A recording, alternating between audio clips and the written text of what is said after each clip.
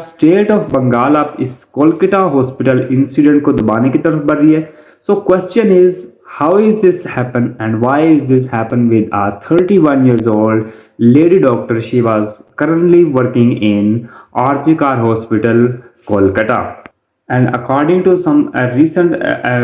stories and episodes, there are so many speculations about this incident. So first of all इसमें अगर हम बात करें तो जिस तरह गवर्नमेंट ऑफ कोलकाता इस पूरे इंसिडेंट में, इस पूरी एपिसोड में जिस तरह पार्टिसिपेट कर रही है, इसमें they are some question mark on the role of government of Kolkata in this whole process. फिर इससे बढ़कर अगर हम बात करें जिस तरह स्टेट ऑफ बंगाल की जो रिप्रेजेंटेटिव है ममता बनर्जी का जो स्टेटमेंट्स, जिस तरह वो इस पूरे इंसिडेंट में स्टेटमेंट्स दे रही हैं, जिस तरह शायद इस तरह लग रहा है कि इस पूरे इंसिडेंट को अब थोड़ा सा कवर अप करने की कोशिश की जा रही है। और फिर जिस तरह कोलकाता पुलिस इस पूरे इंसिडेंट में एक्शंस ले रही है, जिस तरह फिर वो मेजर्स ले रही है अकॉर्डिंग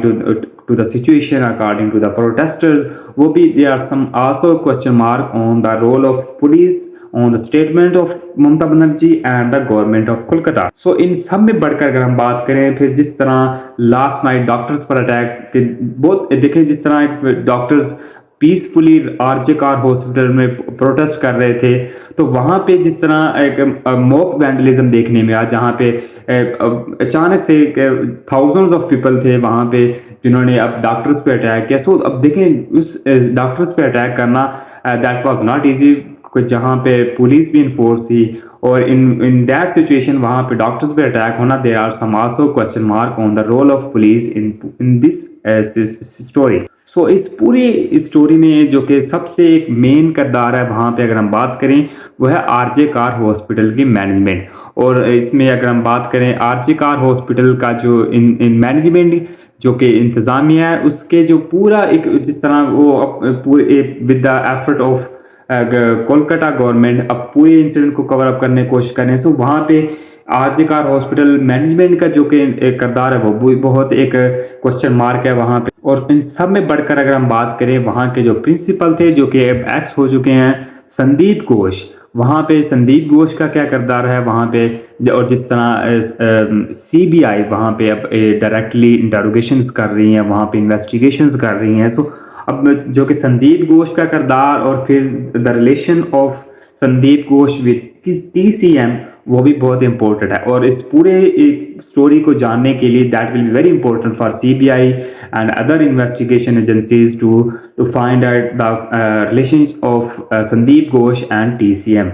और फिर जिस तरह अब इंडियन मेडिकल एसोसिएशन जो कि एक ऑर्गेनाइजेशन है जिसमें 4 लाख से ज़्यादा डॉक्टर्स इन्वॉल्व हैं। सो अब जिस तरह इंडियन मेडिकल एसोसिएशन जिस तरह प्रोटेस्ट कर रही है, they are calling to other cities के जहाँ पे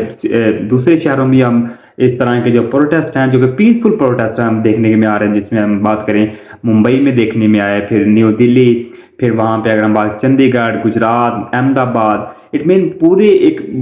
इंडिया में अब इस तरह के जो पीसफुल जो प्रोटेस्ट हैं by the guidelines of Indian Medical association वो भी देखने में आ रहे हैं। सो अब देखें इस पूरे इंसिडेंट को हाईलाइट किए रखना that will be very important for Indian Medical association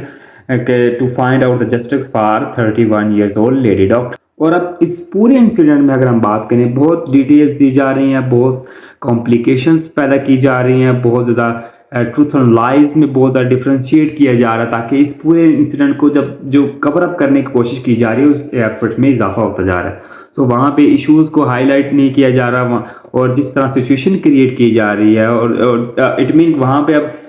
that will be not easy for us to differentiate what is wrong and what is actually happen there. और सबसे मेन थिंग मेन चीज़ जो कि अगर हम बात करें वहाँ पे वो है इसकी postmortem report. According to the postmortem report और there was no part of the body के जो कि अपनी प्योर फॉर्म में हो। So whole of the body पूरा जिस्म के जिस तरह एक डैमेजिंग इंजरीज की सिचुएशन में था। और जो कि मोस्ट इम्पोर्टेंट वहाँ पे अब still this is important to determine how much rapers was there. So देखिए कितने ज़्यादा पर्सन थे जो कि इस पूरे इंसिडेंट में इन्वॉल्व हैं। अब अकॉर्डिंग टू द पुलिस अब पुलिस कोशिश कर रही है कि शायद वहाँ पे एक संजय राम नामी एक जो कि सिविल सर्वेंट भी हैं, पुलिस कोलकाता पुलिस में सर्वेंट भी हैं, सिविल सर्वेंट, उसको अब हाईलाइट किया जा रहा है कि he was the only responsible for this attack. But according to the semen, जो कि वहाँ पे एक देखने में आया, जिसके जो कि एक 150 आई थिंक 150 मिलीग्राम जो कि अब सीमन रिकॉर्ड किया गया है। सो और according to the further studies and a healthy person have ability to excrete some 10 to 15 milligram semen in a single time. So 115 milligram, it means there was some 10 to 15% in that situation, in that incident. But there are still some positive signs कि अब लोग इस पर protest कर रहे हैं, they are posting on social media. Indian Medical Association इसमें बहुत एक पॉजिटिव रोल अदा कर रही है, इस पूरे इंसिडेंट को हाईलाइट के रखना